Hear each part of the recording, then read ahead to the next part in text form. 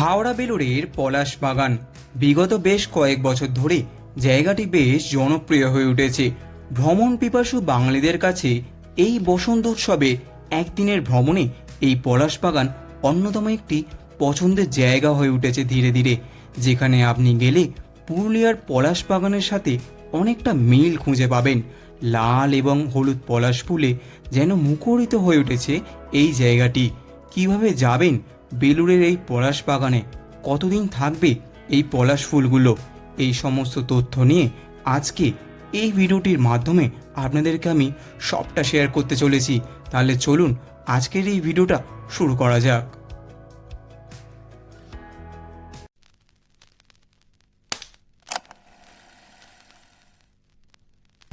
নমস্কার বন্ধুরা, আশা করি সকলে ভালো আছেন এবং সুস্থ আছেন। একটি নতুন ভিডিওতে আপনাদের সবাইকে জানাই স্বাগতম। আজ আমি এসেছি পলাশের স্বর্গরাজ্য বেলুড় পলাশ বাগানে। এই বেলুড় পলাশ বাগানে কিন্তু এবছর বসন্ত উৎসব জাস্ট জমে উঠেছে, তাই আমিও চলে এলাম আপনাদের সঙ্গে সেই সম্পূর্ণ তথ্যগুলো শেয়ার করার জন্য। এই বেলুড় পলাশ বাগানে আপনারা কিভাবে আসবেন, এই বাগান কতক্ষণ খোলা থাকে, এই সম্পূর্ণ তথ্য আজকে এই ভিডিওটার মাধ্যমে আপনাদের মধ্যে সবটা শেয়ার করতে চলেছি। তাহলে চলুন আর বেশি কথা না বলে, আর বেশি দেরি না করে আজকে ভিডিওটা শুরু করা যাক। প্রথমে আপনাকে হাওড়া স্টেশন থেকে বেলুড় যাওয়ার ট্রেন ধরতে হবে, যেমন ব্যান্ডেল লোকাল, বর্ধমান লোকাল, গুড়াব লোকাল কিংবা তারকেশ্বর লোকাল কিংবা গোঘাট লোকালে ধরতে পারেন। তারপর বেলুড় স্টেশনে নেমে 3 নম্বর প্ল্যাটফর্ম থেকে চলে আসতে হবে 5 নম্বর প্ল্যাটফর্মে। প্ল্যাটফর্ম থেকে বেরিয়ে দেখতে পাবেন টোটো স্ট্যান্ড। টোটোতে বসে চালককে বলবেন পলাশ বাগান অথবা বেলুড় ইএসআই হসপিটাল যাবেন। টোটো ভাড়া মাথা পিছু 10 টাকা নেবে। স্টেশন থেকে পলাশ বাগানের দূরত্ব প্রায় 2 কিলোমিটারের কাছাকাছি, সময় লাগবে ওই মিনিট 10। আচ্ছা, এই হলো কিন্তু বেলুড় ইএসআই টোটো স্ট্যান্ড। আর এই যে সামনে দিয়ে যে রাস্তাটা চলে গেছে, এই রাস্তা দিয়ে গেলেই কিন্তু আপনারা পলাশ বাগান দেখতে পাবেন। চলুন আমি এগিয়ে গিয়ে আপনাদের দেখাচ্ছি। জায়গাটির প্রথম দর্শনে আমার মন কেড়ে নিল। চারিদিকে বসন্তের কোকিলের ডাক, সাথে সকালে পাখিদের কলরব। উফ, কি সুন্দর, এ বোঝানো সম্ভব নয়। আচ্ছা, এই রাস্তা ধরেই কিন্তু আমি এগিয়ে এলাম। আর এই হচ্ছে সেই 3 মাথার মোড়, একদম ইএসআই হসপিটালের। এই বাম দিকে একটা রাস্তা আছে, বাম দিকে রাস্তা ধরে এবার কিন্তু আমরা এগিয়ে যাব। চলুন। ফাল্গুনের নরম রোদ, হালকা উষ্ণ হাওয়া আর চারিদিকে অদ্ভুত এক লাল কমলা আভা। এই দৃশ্য যদি আপনাকে পুরুলিয়ার কথা মনে করিয়ে দেয় তবে অবাক হবেন না। কিন্তু আশ্চর্যের বিষয়, এই অনুভূতির জন্য এখন আর আপনাকে দূরে পুরুলিয়া যেতে হচ্ছে না। হাওড়ার বুকে বেলুড়ে গড়ে উঠেছে এমন এক পলাশ বাগান যা বসন্তকাল এলে রীতিমতো আগুনের রঙে জ্বলে ওঠে। বেলুড় পলাশ বাগান এখন ধীরে ধীরে হয়ে উঠেছে বসন্ত প্রেমীদের জন্য এক নতুন ঠিকানা। বসন্ত এলেই দূর দূরান্ত থেকে পর্যটকের ঢল নামে এখানে।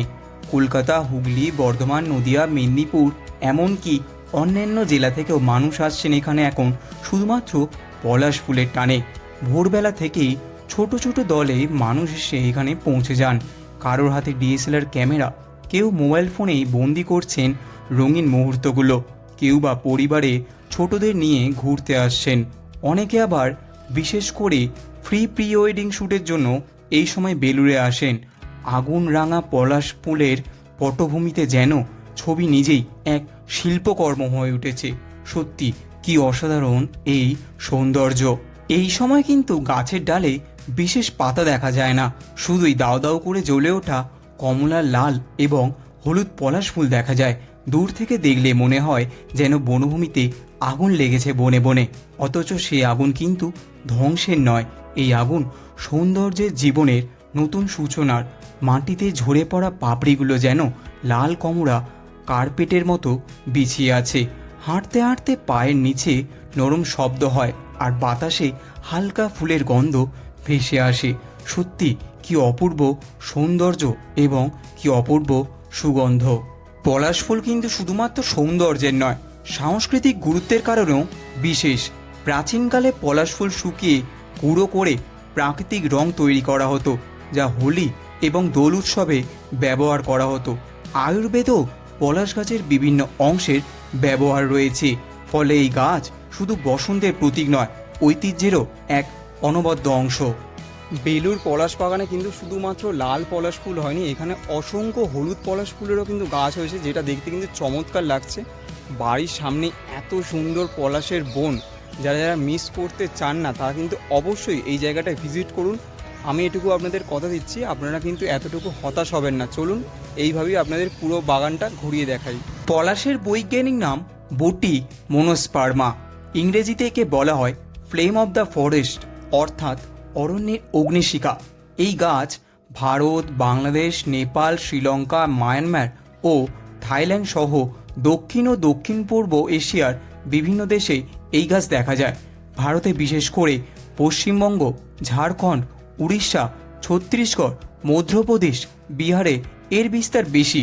সাধারণত ফেব্রুয়ারি থেকে এপ্রিল মাস পর্যন্ত এই সময়টাতেই পলাশ ফুল গড়ে ওঠে বিভিন্ন রূপে, বিভিন্নভাবে সব জায়গায়। ফাল্গুনের শুরুতেই সে জানান দেয়, আমি এসেছি, বসন্ত এসেছে। বেলুড়ের পলাশ বাগানে দাঁড়ালে এক অদ্ভুত অনুভূতি জাগে, জানেন তো? মাটিতে ঝরে পড়া পাপড়ির ওপর দিয়ে যখন হাঁটবেন তখন যেন মনে হয় রঙিন কার্পেট পাতা রয়েছে। হালকা বাতাসে ফুলগুলো যখন দুলে ওঠে, সূর্যের আলোয় কমলা রং আরও উজ্জ্বল হয়ে জ্বলে। বিকেলের আকাশ যখন লালচে হয়ে ওঠে তখন গাছ আর আকাশ একাকার হয়ে যায়। চারিদিক যেন আগুনে রাঙা হয়ে স্বপ্ন ঢেকে যায়। শহরের এত কাছে থেকেও এমন দৃশ্য কিন্তু সত্যি অবাক করার মতন। এই সময়টাতেই বসন্ত উৎসবের আবেশ ছড়িয়ে পড়ে চারিদিকে। হলুদ পাঞ্জাবি, রঙিন শাড়ি, আবিরের হালকা ছোঁয়া, সব মিলিয়ে এক উৎসবমুখর পরিবেশ। পলাশ ফুল থেকেই এক সময় প্রাকৃতিক রং তৈরি করে হোলি খেলা হতো। তাই বসন্ত উৎসব আর পলাশ যেন একে অপরের পরিপূরক। প্রকৃতি নিজেই যেন রং দিয়ে ছড়িয়ে মানুষকে ডেকে বলে, এসো, আনন্দ করো, নতুন করে বেঁচে ওঠো। বসন্ত মানেই মনে পড়ে যায় রবীন্দ্রনাথ ঠাকুরের কথা। তিনি বসন্তকে দেখেছিলেন নবজাগরণের ঋতু হিসেবে, প্রেমের প্রতীক হিসেবে। তার গান ভেসে আসে মনে, ওরে গৃহবাসী খুলে দে দ্বার, আজ বসন্তের ডাকে।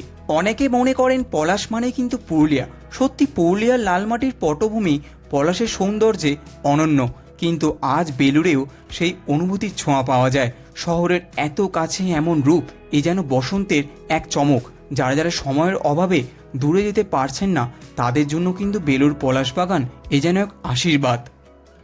এইখানেই শেষ হলো আমার বেলুড় পলাশ বন ভ্রমণের অভিজ্ঞতা। কেমন লাগলো ভিডিওটা? অবশ্যই আপনার মূল্যবান কমেন্টটা কিন্তু আমাদের ভিডিওর কমেন্ট বক্সে জানাতে ভুলবেন না। ভিডিওটি যদি এই পর্যন্ত আপনার ভালো লেগে থাকে তাহলে ভিডিওটি অবশ্যই লাইক করবেন এবং চ্যানেলটি কিন্তু অবশ্যই সাবস্ক্রাইব করবেন, কারণ এইরকম ছোটো ছোটো ডেস্টিনেশন কিন্তু আপনাদের জন্য আমাদের এই চ্যানেলে আসতে থাকে। তাহলে চলুন, দেখা হচ্ছে দুর্দান্ত একটা ডেস্টিনেশনে, দুর্দান্ত একটা জার্নি নিয়ে। ততক্ষণ সকলে ভালো থাকবেন, সুস্থ থাকবেন। স্টে টিউন, বাংলার কার।